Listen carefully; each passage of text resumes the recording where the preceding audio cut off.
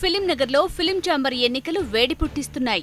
రెండేళ్లకోసారి జరిగే film chamber ఎన్నికల్లో ఒక్కోసారి ఒక్కో సెక్టార్ నుంచి ఛాంబర్ ప్రెసిడెంట్ను ఎన్నుకుంటారు.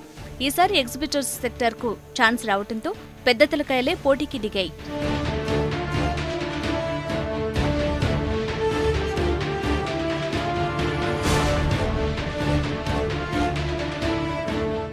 అయితే సురేష్ బాబు, సుధాకర్ రెడ్డి, దిల్ రాజుల ప్యానెల్ కు ధీటుగా పోటీ చేస్తామంటున్నారు నట్టికుమార్ ప్యానెల్.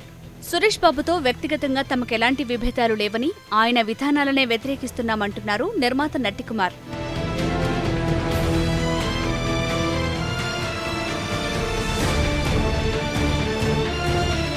ఫిలిం ఛాంబర్లో మెంబర్గా ఉండి చనిపోయిన కొంతమంది ఓట్లకు బదులుగా కొత్త ఐడి కార్డులు సృష్టిస్తున్నారని సురేష్ బాబుపై ఆరోపణలు గుప్పించారు నట్టికుమార్. ఇలా సుమారు 100 దొంగ ఓట్లు వేయించేందుకు ప్లాన్ చేస్తున్నారన్నారు. సురేష్ బాబు ఆ ప్రయత్నాలు ఆపకపోతే హోంమంత్రికి ఫిర్యాదు చేస్తామన్నారు. ఈ నెల 19న ఉదయం 8 గంటల నుంచి 1 గంట వరకు ఎన్నికలు జరగనున్నాయి. అదే రోజు సాయంత్రం 6 గంటలకు ఎన్నికల ఫలితాలు ప్రకటిస్తారు.